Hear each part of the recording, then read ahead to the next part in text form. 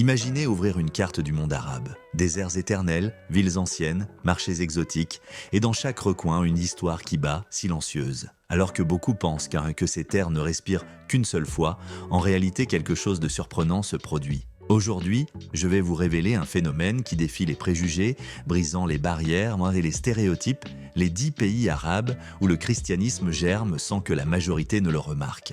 Son expansion est si subtile que si vous clignez des yeux, vous pourriez manquer la partie la plus intrigante de cette histoire. De plus, à la moitié de la vidéo, je révélerai un pays de cette liste qui est actuellement en guerre et a connu une révolution. Voici le début d'un voyage intense, plein de nuances, qui vous laissera l'esprit ouvert et une multitude de questions que vous ne vous étiez peut-être jamais posées. Commençons par le numéro 10. Quel pays pensez-vous que c'est? L'Arabie Saoudite. Nous commençons au cœur même de l'islam. L'Arabie Saoudite est célèbre pour être le gardien des villes saintes de la Mecque et de Médine, le berceau de l'islam sunnite le plus orthodoxe, et pour son régime monarchique absolu, soutenu par une interprétation stricte de la charia. Son influence religieuse et politique s'étend dans tout le monde musulman. Pendant longtemps, il était impensable que le christianisme puisse s'enraciner ici. Cependant, en silence, quelque chose est en train de changer. La majorité des chrétiens en Arabie Saoudite sont des travailleurs étrangers, venus d'Asie ou d'Afrique. Ces personnes arrivent à la recherche de meilleurs salaires, de stabilité économique, mais apportent avec elles leur Bible, leurs hymnes et leurs prières. Bien qu'ils ne puissent pas construire d'églises visibles, la foi trouve des moyens ingénieux de s'exprimer. Réunions dans des appartements, dévotions clandestines, lecture numérique de l'Évangile. Dans un environnement légalement hostile, où un converti saoudien peut faire face à la fureur de sa famille, au rejet social et même à des peines légales, la persévérance chrétienne est un acte de courage. La société saoudienne, pour la plupart, ne se pose même pas la question de la présence de chrétiens dans leur environnement. L'idée est associée à la distance, à l'étranger, à l'impossible. Mais le murmure existe et certains Saoudiens, exposés à l'information mondiale via Internet, les réseaux sociaux et les chaînes satellitaires, commencent à se poser des questions. Ce n'est pas un mouvement massif ni notoire, mais les graines sont là. Bien que la persécution soit dure, la foi chrétienne continue de croître, goutte à goutte, dans le désert spirituel. En 9e position, les Émirats Arabes Unis. Nous nous déplaçons maintenant vers les Émirats Arabes Unis, célèbres pour leur développement vertigineux, leur gratte-ciel impossible à Dubaï et à Abu Dhabi, et leur rôle en tant que centre financier et touristique. Politiquement, c'est une fédération monarchique avec un contrôle fort, mais un visage plus ouvert et cosmopolite que ses voisins. La richesse pétrolière et le commerce ont transformé cet endroit en un aimant pour des millions d'expatriés du monde entier. Parmi ces expatriés, on compte des chrétiens des Philippines, d'Inde, d'Afrique, d'Europe et d'Amérique. Ici, il y a effectivement des églises construites avec la permission du gouvernement, discrètes mais fonctionnelles. La population locale, bien que majoritairement musulmane, s'est habituée à la présence d'étrangers de différentes religions, ce qui a favorisé un climat plus tolérant. Ce n'est pas que le pays promeut activement le christianisme, mais il le tolère, tant que les fidèles n'essaient pas de convertir ouvertement les citoyens locaux. La dynamique ici est intéressante. Le christianisme croît grâce à la diaspora et à la migration de travail. De nombreuses familles chrétiennes voyaient aux Émirats l'opportunité de vivre leur foi sans autant d'oppression, bien que sous certaines limitations. La société, immergée dans la quête de modernité et de prestige international, semble accepter la diversité religieuse comme faisant partie du paysage urbain. À mesure que le pays se projette vers le mont, les communautés chrétiennes prospèrent, créant des réseaux et renforçant leur identité spirituelle dans un environnement qui, bien qu'il ne soit pas libre, est moins oppressif que d'autres. En 8e position, nous avons l'un des pays les plus anciens du monde, l'Égypte. L'Égypte est, sans aucun doute, l'un des points de rencontre les plus fascinants entre histoire et religion. Célèbre pour les pyramides et la grande civilisation pharaonique, elle a également été un creuset de cultures et de religions depuis des temps immémoriaux.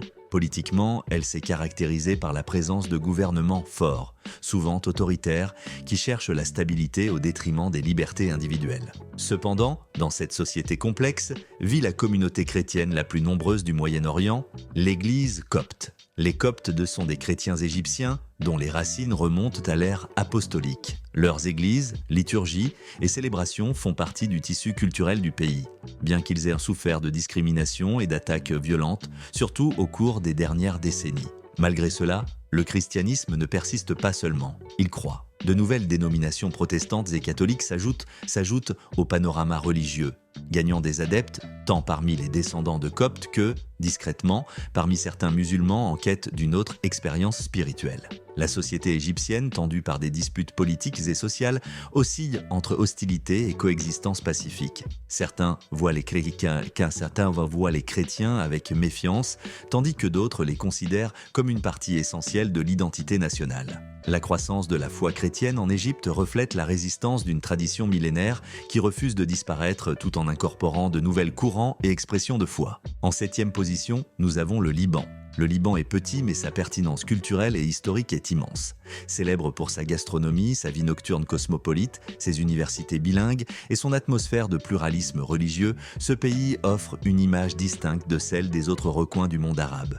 Politiquement, c'est une démocratie parlementaire avec un équilibre sectaire fragile entre les communautés religieuses qui partagent le pouvoir. Ici, le christianisme n'est pas une minorité insignifiante, mais un composant central du puzzle social.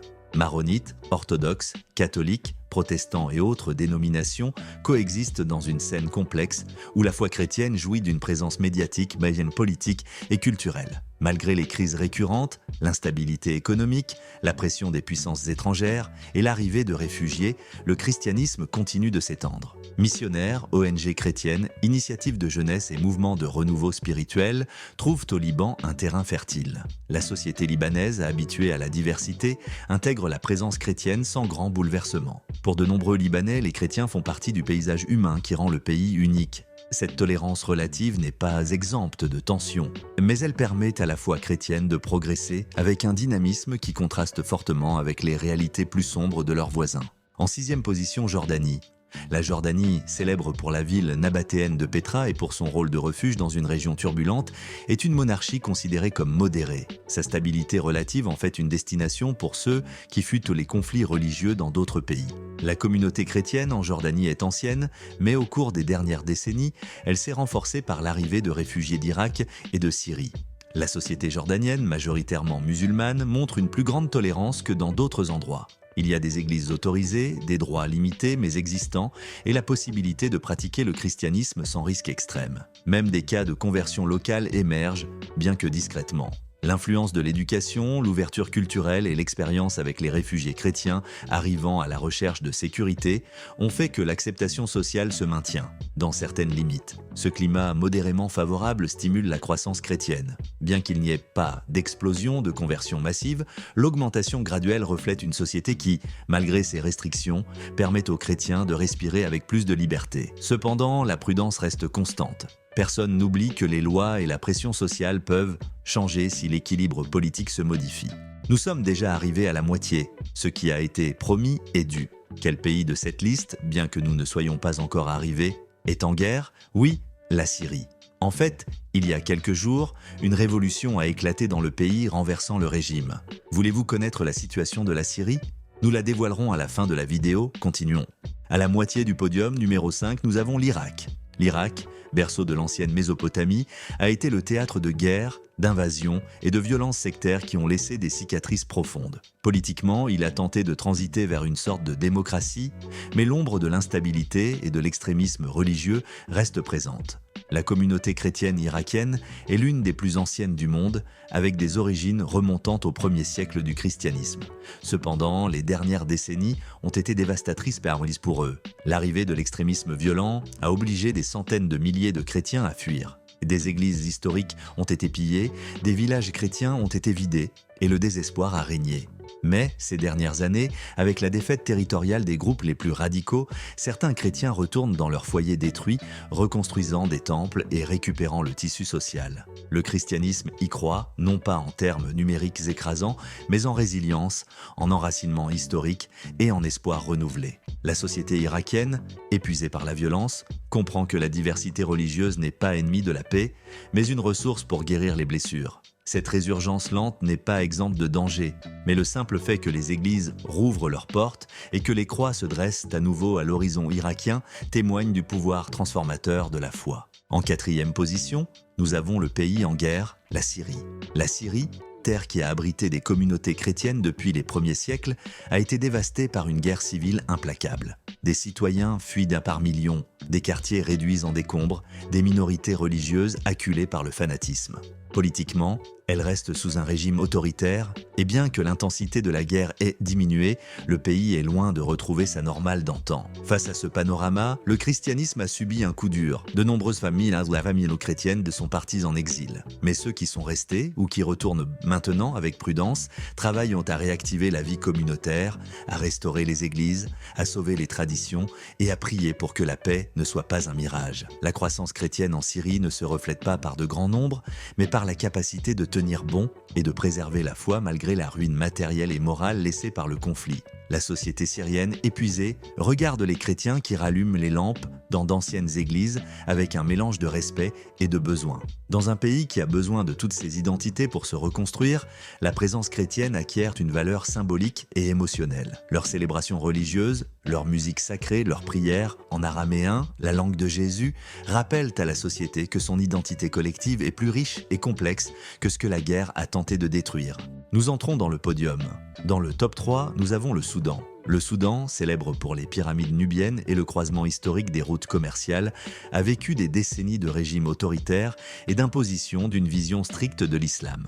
La partition du pays et la naissance du Soudan du Sud ont supposé une altération de la carte religieuse. Cependant, la répression des minorités religieuses, y compris chrétiennes, n'a pas complètement disparu. Les églises rencontrent des obstacles pour fonctionner et les nouveaux convertis doivent être extrêmement prudents. Pourtant, le christianisme ne s'arrête pas. Des organisations humanitaires chrétiennes apportent de l'aide dans des régions éloignées, établissant des liens et gagnant la confiance des communautés négligées. Des personnes cherchant une alternative spirituelle ou qui apprécient le travail social de ces groupes s'intéressent à la foi chrétienne. Peu à peu, une croissance souterraine se développe, contournant la censure, les couvre-feux et les pressions sociales. La société soudanaise est divisée.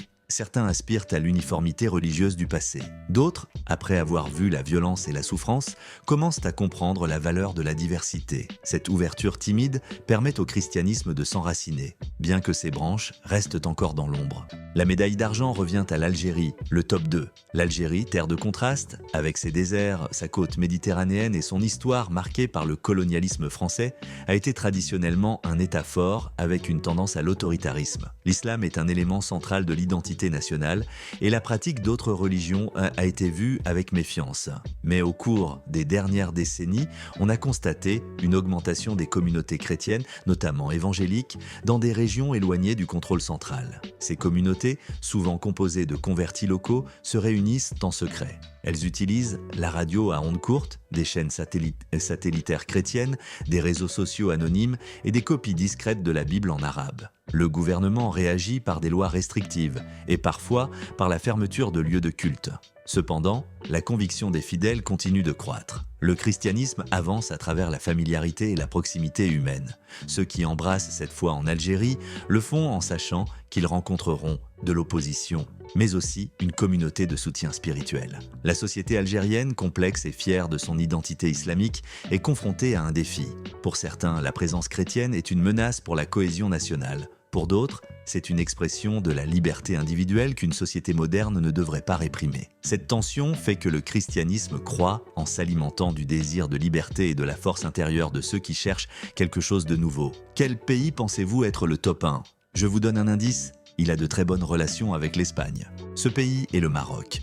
Nous arrivons enfin au Maroc, célèbre pour ses souks remplis d'épices, ses montagnes de l'Atlas, ses villes impériales et sa monarchie qui combine tradition avec une certaine ouverture vers l'extérieur. Culturellement, l'islam est le pilier de l'identité nationale et la conversion religieuse, en particulier vers le christianisme, est mal vue. Pourtant, ces dernières années, on a signalé une augmentation des convertis marocains au christianisme, un phénomène qui, il y a des décennies, semblait impensable. Cette croissance est silencieuse, presque impossible à quantifier avec précision. De nombreux nouveaux croyants se connectent via Internet avec des communautés chrétiennes internationales, lisent la Bible sur leur téléphone, participent à des forums numériques et regardent des sermons en vidéo. Certains se réunissent même discrètement avec d'autres convertis, formant de petites cellules de foi.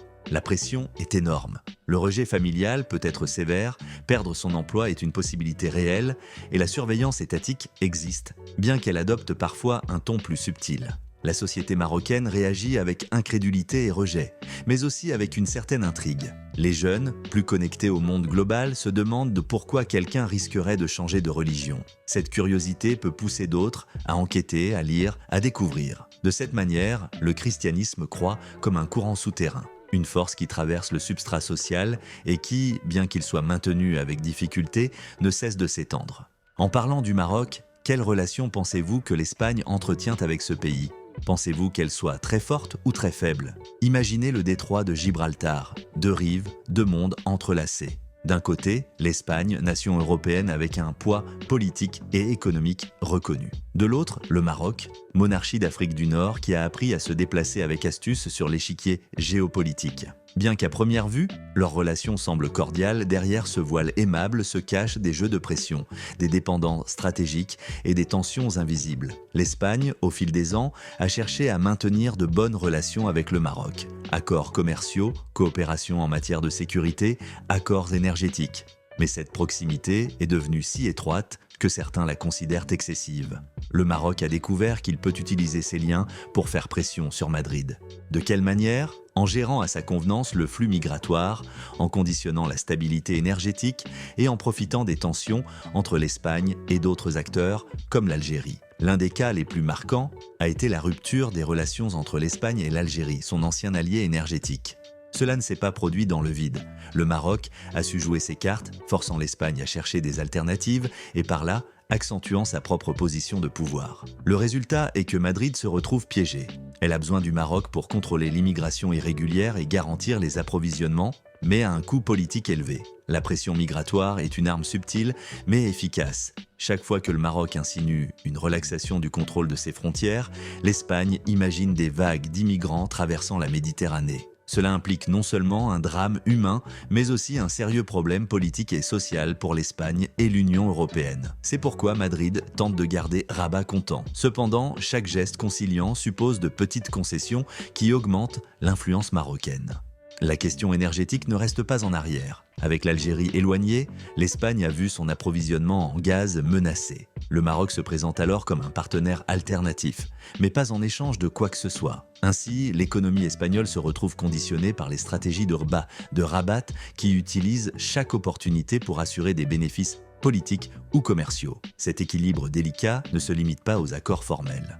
La présence d'une importante communauté marocaine en Espagne ajoute une autre dimension. Une diaspora qui, entre de bonnes mains, peut créer des réseaux d'influence indirects. Il ne s'agit pas seulement d'immigration illégale, mais de citoyens qui, avec le temps, peuvent former un lobby culturel, social ou politique, renforçant les liens de dépendance. Et pendant ce temps, Ceuta et Melilla, les deux villes espagnoles en Afrique du Nord, restent un point sensible. Bien qu'on n'en parle pas constamment, le Maroc les considère comme un rappel colonial, un sujet latent qui peut se raviver si les relations se tendent. Ce facteur, souvent silencieux, est une autre carte dans la main marocaine. L'Union européenne, de son côté, tend à garder ses distances. Certains pays membres préfèrent ne pas s'impliquer dans un conflit qui pourrait perturber leurs propres intérêts. Ainsi, l'Espagne se retrouve dans une position délicate, essayant d'équilibrer les demandes du Maroc sans générer d'opposition interne ni internationale. Chaque pas mal calculé pourrait déclencher un effet domino difficile à contrôler. Dans ce scénario complexe, la question est de savoir si l'Espagne peut se libérer de cette pression sans payer un prix trop élevé. La réponse n'est pas simple. Diversifier les sources énergétiques, renforcer les accords avec d'autres partenaires, accroître son influence à Bruxelles et se montrer plus ferme face aux exigences de Rabat sont des options possibles, mais non exemptes de risques. Chaque action pourrait déclencher la réaction marocaine, soit en augmentant la pression migratoire, soit en ravivant de vieux conflits. Ce que nous avons vu jusqu'à présent est une carte d'intérêt croisée. Ce qui semble être une bonne relation cache des manœuvres prudentes, des pressions voilées et un équilibre précaire. L'Espagne a besoin du Maroc et le Maroc le sait. Cette connaissance confère à Rabat un avantage, influencer des décisions clés sans montrer une agressivité ouverte. C'est un jeu d'échecs diplomatique où les pièces se déplacent sans éclat, mais avec des conséquences profondes. Nous avons parcouru 10 pays arabes où le christianisme fait son chemin, parfois comme une rumeur ténue, d'autres comme une communauté consolidée, d'autres encore comme un acte héroïque face à la persécution. Chaque nation présente un scénario distinct, mais toutes partagent de la même vérité. La foi chrétienne n'est pas statique. Elle coule, s'étend, s'enracine dans des cœurs qui ne la connaissaient pas auparavant, se renforce au milieu d'adversités qui feraient trembler n'importe qui. Nous avons vu l'imprenable Arabie Saoudite, le cosmopolite Dubaï, la résistante communauté copte en Égypte, la diversité libanaise, le refuge jordanien, la reconstruction irakienne, le renouveau syrien, la persévérance soudanaise, l'audace algérienne et le murmure silencieux marocain. Chacune de ces histoires démontre que, lorsque la foi trouve un terrain fertile, il n'y a pas de barrières politiques, sociales ou culturelles qui peuvent empêcher sa croissance à long terme. C'est un phénomène qui défie les récits officiels, les statistiques eau froide et les préjugés enracinés. Maintenant que vous avez découvert ces récits, je vous invite à réfléchir. Ces histoires, je n'occupe donc que rarement les premières pages des journaux, mais elles existent. Ce sont des personnes de chair et d'os, vivant leur foi en silence, surmontant des épreuves et partageant un message qui, pour elles, vaut tous les risques. Si vous avez trouvé de la valeur dans ce voyage, si cela vous a surpris ou inspiré, je vous invite à aimer cette vidéo. Et si vous souhaitez continuer à explorer des réalités inconnues, des histoires profondes et des perspectives qui échappent au lieu commun, envisagez de vous abonner à cette chaîne. Il y a beaucoup plus à découvrir et ce n'est que le début d'une longue conversation avec le monde.